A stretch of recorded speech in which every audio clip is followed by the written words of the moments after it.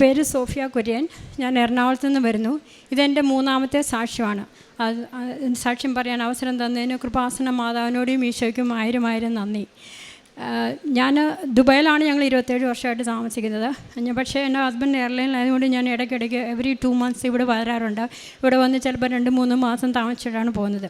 അപ്പോൾ ഇവിടെ വരുമ്പോൾ ഞാൻ 2000 ആദ്യമായിട്ട് ഉടമ്പടി എടുത്തത്, ജനുവരിയിൽ. അപ്പോൾ അതിന് ശേഷം 5 വർഷത്തിനുള്ളിൽ എപ്പോൾ ഇവിടെ വന്നാലും ആദ്യം ഇവിടെ മാതാവിൻ്റെ അടുത്ത് വരും. അതിന് ശേഷം ബാക്കിയുള്ളിടത്തും പോകത്തുള്ളൂ. അപ്പം ഈ കഴിഞ്ഞ 2024 മെയ് മാസം ഞാനിവിടെ വന്നു. ഇതിപ്പോൾ ഞാൻ എൻ്റെ 11ാമത്തെ ഉടമ്പടി പുതുക്കിയിരിക്കുകയാണ്. കഴിഞ്ഞ മെയിൽ ഇവിടെ വന്നപ്പോഴത്തേക്കും ഞാൻ വന്ന് ആസ് യൂഷ്വൽ പിറ്റേന്ന് തന്നെ ഇങ്ങോട്ട് വണ്ടി ഓടിച്ചുകൊണ്ട് ഒറ്റയ്ക്കാണ് ഞാൻ വരുന്നത് എറണാകുളത്ത് നിന്ന്. വണ്ടി സ്റ്റാർട്ട് ചെയ്തപ്പോഴത്തേക്കും എൻ്റെ മനസ്സിൽ നിന്ന് ഇങ്ങനെ ഒരു ഭയങ്കര ഫീലിംഗ്, ഒരു ഉൾപ്രേരണ പോലെ ഉടമ്പടി കാശുരൂപ എടുത്ത് മടി വെക്കുന്നത്. അതായത് ഉടമ്പടി കാശുരൂപ ഞാൻ എപ്പോഴും ഒരു ചെറിയ പൗച്ചിലാണ് വെക്കുന്നത്. ആ പൗച്ച് എപ്പോഴും എൻ്റെ പേഴ്സണൽ ഒരു സൈഡ് പൗച്ചിലായിട്ട് എൻ്റെ അടുത്ത് തന്നെയായിട്ടാണ് വെക്കാറുള്ളത്. സീറ്റിൽ വേറെ ആരും ഇല്ലതാനും. അപ്പം ഞാൻ വിചാരിച്ചു അതിൻ്റെ ആവശ്യം എന്താ, ഉടമ്പടി കാശും തൊട്ടടുത്ത് തന്നെയല്ല. ഞാൻ വീണ്ടും വണ്ടി സ്റ്റാർട്ട് ചെയ്തു, ഗേറ്റ് തുറന്നു, വണ്ടി വീണ്ടും ഗേറ്റ് പൂട്ടിയിട്ട് തിരിച്ച് വണ്ടി വീണ്ടും കയറുമ്പം വീണ്ടും അതേ ഭയങ്കര സ്ട്രോങ് ആയിട്ടുള്ളൊരു ഫീലിംഗ്. അപ്പം വീണ്ടും ഞാനത് ഇഗ്നോർ ചെയ്ത് മുന്നോട്ട് വണ്ടി എടുത്തു. വണ്ടി ഒന്ന് പോക്കറ്റ് റോഡിൽ ജോയിൻ ചെയ്തപ്പോഴത്തേക്കും ഭയങ്കര സ്ട്രോങ് ആയിട്ട് ഉള്ളി എന്ന് പറയുന്നു കാശുരൂപ എടുത്ത് മടി വയ്ക്കുന്നു. അപ്പോൾ പിന്നെ എനിക്ക് തോന്നി എന്തോ സംഭവിക്കാൻ പോകുന്നു. അപ്പോൾ ഞാൻ വണ്ടി അവിടെ നിർത്തി സൈഡിൽ ഒതുക്കിയിട്ട് കാശുരൂപ എടുത്ത് എൻ്റെ മടിയിലായിട്ട് വെച്ചു. അപ്പോൾ ഇങ്ങനെ മടി വെച്ചിട്ട് ഞാൻ ഡ്രൈവ് ചെയ്ത് വരുവാണ്. അപ്പം ഞാനൊരു ചേർത്തല എത്താറായപ്പോഴത്തേക്കും റോഡ് പണി നടന്നുകൊണ്ടിരിക്കുകയാണ്. അപ്പോൾ രണ്ട് റോഡ് വന്നെന്നുള്ളത് ഒറ്റ റോഡായി ജോയിൻ ചെയ്തു. ലെഫ്റ്റ് സൈഡിൽ ഇങ്ങനെ നല്ല ഹൈറ്റിൽ പണി നടന്നുകൊണ്ടിരിക്കുകയാണ് റോഡിൻ്റെ. റൈറ്റ് സൈഡിൽ താഴ്ന്നതാണ്. അപ്പോൾ റൈറ്റ് സൈഡിൽ ഒരു പോക്കറ്റ് റോഡ് വന്ന് റോഡിലേക്ക് ജോയിൻ ചെയ്യുന്നതാണ് കാണാം. അപ്പോൾ ഉച്ച കഴിഞ്ഞ സമയമാണ്, അങ്ങനെ അധികം വണ്ടികളില്ല, ആൾക്കാരും അധികം ഇല്ല റോഡിൽ. അപ്പോൾ ഒരു ബൈക്കുകാരൻ അവിടെ ബൈക്കുകാരൻ ഇങ്ങനെ നിൽക്കുന്നത് ഞാൻ ആ റോഡിലേക്ക് കയറിയപ്പോൾ തന്നെ കണ്ടു. അപ്പം കുറച്ച് ഫ്രണ്ടിലേക്ക് കയറി കഴിഞ്ഞു, കൃത്യം അയാളുടെ ഫ്രണ്ടിൽ എത്തിയപ്പോഴത്തേക്കും അയാൾ ബൈക്കും കൊണ്ട് വന്ന് നേരെ റോഡ് ക്രോസ് ചെയ്തിട്ട് എൻ്റെ കാലിരിക്കുന്ന ആ ഭാഗത്തോട്ട്, അതായത് റൈറ്റ് സൈഡിലെ ഡ്രൈവറുടെ സീറ്റിലേക്ക് വന്ന് ഭയങ്കര സ്ട്രോങ് ആയിട്ട് വന്ന് ഇടിച്ചിട്ട് ഇയാൾ എൻ്റെ ഫ്രണ്ടിൽ വീഴുന്നു. ഞാൻ നോക്കിയപ്പോൾ കതവ് തുറക്കാൻ നോക്കിയപ്പോൾ എനിക്ക് ഡോറ് തുറക്കാൻ പറ്റുന്നില്ല, അത് ജാമായിപ്പോയി. അപ്പോൾ ഞാൻ അടുത്ത സീറ്റിലെ ഡോറ് തുറന്നിട്ട് ഞാൻ ഓടി അടുത്തെത്തിയപ്പോഴത്തേക്കും അയാൾ ചാടി കയറി വണ്ടിയിൽ കയറി ഒരൊറ്റ പിടിപ്പീര്, അതും ഈ ആലപ്പി സൈഡിലേക്ക്.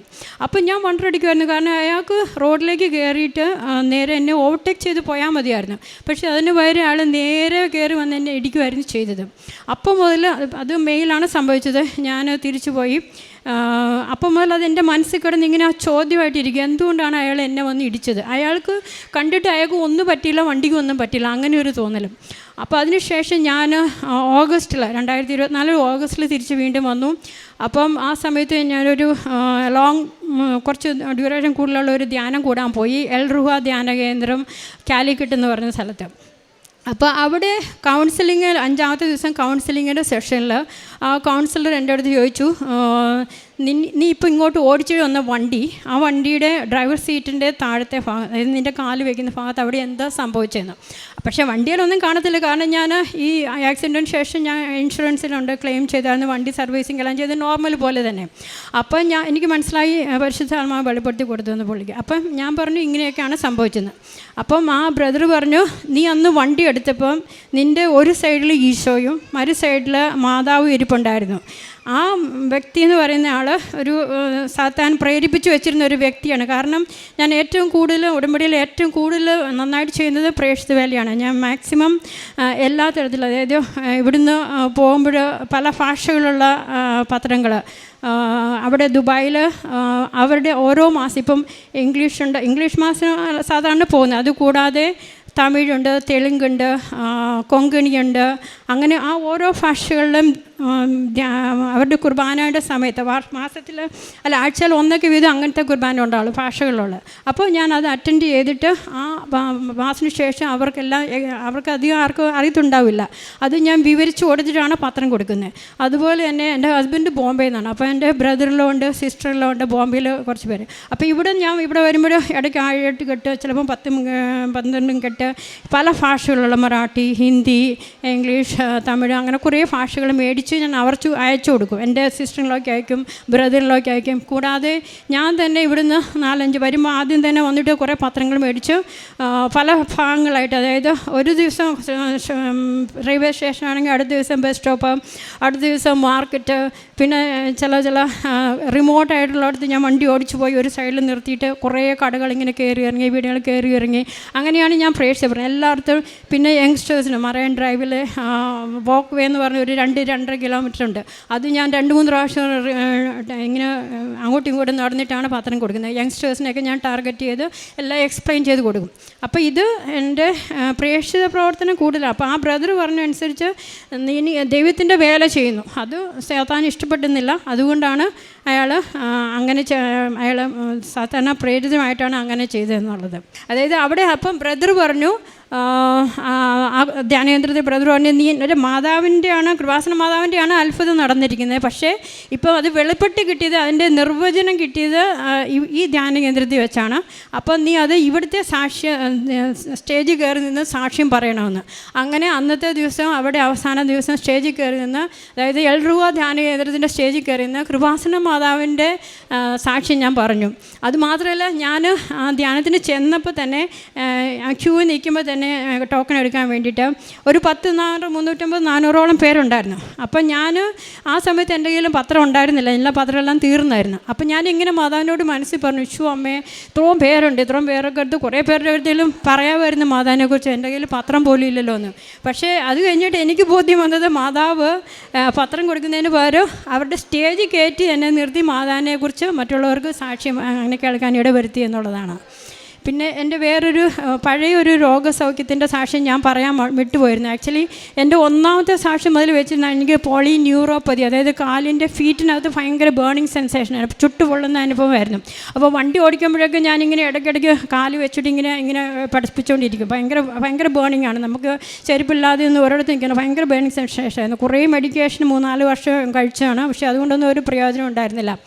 ആദ്യത്തെ ഉടമ്പടിയിൽ മുതൽ വെച്ചിരുന്നു, 1, 2, 3 ഉടമ്പടിയും കണ്ട് വെച്ചിരുന്നു. അത് കഴിഞ്ഞ് ഞാൻ അതിനെക്കുറിച്ച് മറന്നുപോയി. ഞാനത് റിയലൈസ് ചെയ്തില്ല അത് എപ്പോഴാണ് എൻ്റെ ശരീരത്തിൽ നിന്ന് പോയെന്നുള്ളത്. അതും ഒരു രോഗസൗഖ്യമായിട്ട് ഞാൻ വെക്കുന്നു. പിന്നെ കാരുണ്യപ്രവൃത്തിയായിട്ട് ഞാൻ ഇവിടെയാണ് കൂടുതൽ കാരുണ്യപ്രവൃത്തി എനിക്ക് ചെയ്യാൻ പറ്റുന്നത്. നമ്മുടെ വീടിനടുത്ത് ഒരു ഹൗസ് ഓഫ് ചാരിറ്റി ഉണ്ട്. അവിടെ മെൻ്റലി ആൻഡ് ഫിസിക്കലി ഡിസേബിൾഡ് ആയിട്ടുള്ള കുട്ടികളുണ്ട്. അവരെ കുളിപ്പിക്കുക, പിന്നെ ഫുഡ് കൊടുക്കുക, അതുപോലെ ഫുഡ് ഉണ്ടാക്കാനും പാത്രം കഴുകാനും തുടയ്ക്കാനും ഇവർക്കാനും ഏത് മീനിൽ ചെയ്യണമാണ് അതെല്ലാം ചെയ്ത് കൊടുക്കാറുണ്ട്. അതുപോലെ തന്നെ വേറെ സാമ്പത്തികമായിട്ടും കൊടുക്കാറുണ്ട്. നേരത്തെയൊക്കെ ഞാൻ ആഴ്ചയിൽ ഒരു ദിവസം ഒരു ഓൾഡ് ഏജ് ഹോമോ അല്ലെങ്കിൽ ഓർഫനേജ് അങ്ങനെ ഗൂഗിളിൽ സെലക്ട് ചെയ്തൊരു ലിസ്റ്റ് ഉണ്ടാക്കി അതനുസരിച്ചായിരുന്നു ഞാൻ പൊയ്ക്കൊണ്ടിരുന്നത്. പിന്നെയാണിപ്പോൾ ഈ ഹൗസ് ഓഫ് ചാരിറ്റിയിൽ ഞാൻ കൂടുതൽ ഇതായിട്ട് ചെയ്യാൻ തന്നത്.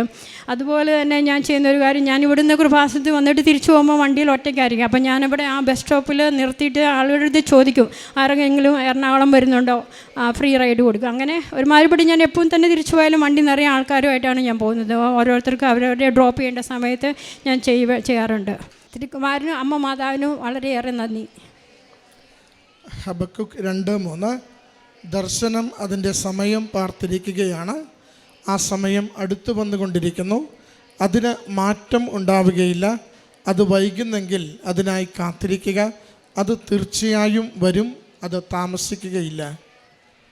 സഫിയ കുര്യൻ എന്ന ഈ സഹോദരി കൃപാസനത്തിലേക്ക് പ്രേക്ഷിത പ്രവർത്തനത്തിലുള്ള പത്രങ്ങൾ വാങ്ങുന്നതിന് യാത്ര ചെയ്യുന്ന ഇടയിലുണ്ടായ ഒരനുഭവമാണ് നമ്മളോട് പ്രധാനമായും പങ്കുവച്ചത്.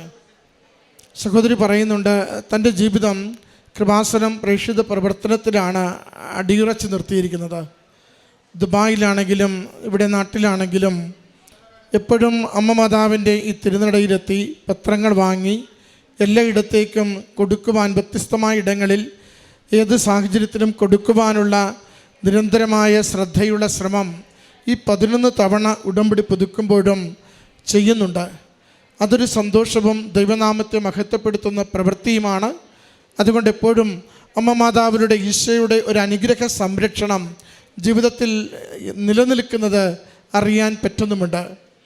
അങ്ങനെ സഹോദരി ആ ദിവസം തൻ്റെ വാഹനത്തിൽ പത്രം വാങ്ങുവാനായി ഇങ്ങോട്ട് പോരുമ്പോഴാണ് ഇടയ്ക്ക് വെച്ച് ശക്തമായി കാശുരൂപം മടിയിൽ വയ്ക്കുക എന്ന 2 തവണ നിർദ്ദേശം, പ്രേരണ ലഭിക്കുന്നത്. ആദ്യത്തത് ചെറുതായൊന്ന് അവഗണിച്ചു. രണ്ടാമത്തത് ശക്തമായി കാശുരൂപം എടുത്ത് മടിയിൽ വയ്ക്കുക എന്ന് പറയുമ്പോഴാണ് പൗച്ചിൽ നിന്ന് കാശുരൂപം എടുത്ത് തൻ്റെ വസ്ത്രത്തിൽ മടിയിൽ ഇങ്ങനെ വെച്ച് യാത്ര തുടരുന്നത്.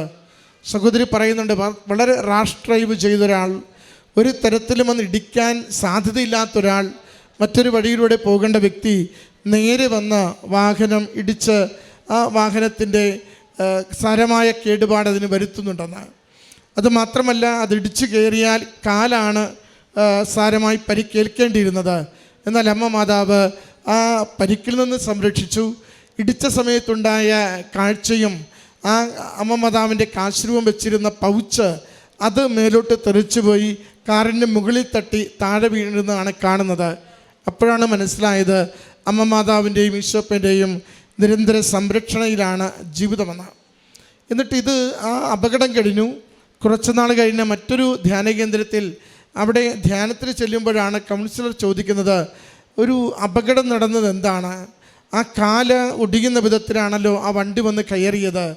അപ്പോഴാണ് ചേച്ചി അപകടം നടന്ന ദിവസം മുതൽ ചിന്തിക്കുന്നുണ്ട്, എന്തുകൊണ്ടാണ് ഇതെന്നെ വന്ന് ഇടിച്ചത്? ഇടിക്കാനുള്ള യാതൊരു കാരണവുമില്ലല്ലോ, അദ്ദേഹം മറ്റൊരു വഴിക്ക് പോകേണ്ട ആളല്ലേ, എന്നിട്ടും എന്തേ എൻ്റെ വാഹനം ഇടിക്കുകയും ഇത്ര നാശമുണ്ടാക്കി തരികയും ചെയ്തുവെന്ന്. തിന്മയുടെ ആത്മാവ് ബാധിച്ചൊരു മനുഷ്യൻ അത് അപകടം മനഃപൂർവ്വം വരുത്തി വെച്ചതും അത് ചേച്ചി ചെയ്തിരുന്ന ഈ പ്രേക്ഷിത പ്രവർത്തനങ്ങളെ, ദൈവത്തിന് വേണ്ടി ഓടി നടന്ന് ചെയ്യുന്ന വേലയെ തടസ്സപ്പെടുത്തുവാനുള്ളൊരു മാർഗം, ഒരു വഴിക്ക് വേണ്ടി ശ്രമിച്ചതാണ്. അതാണ് അവിടെ വെളിപ്പെടുന്നത്. അപ്പോഴാണ് അതിൻ്റെ കാര്യങ്ങളെല്ലാം കൂട്ടി വായിക്കുമ്പോൾ സഹോദരിക്ക് മനസ്സിലാകുന്നത്, ഇത് അമ്മ മാതാവിൻ്റെ കാശുരൂപം എന്നും സംരക്ഷണത്തിൻ്റെ അടയാളമാണ്. ജീവിതത്തോടെ നെഞ്ചോട് ചേർത്ത് പിടിക്കുമ്പോൾ ഏതു വലിയ അപകടത്തിൽ നിന്നും നമ്മളെ കാത്തുകൊള്ളുന്നതാണ്.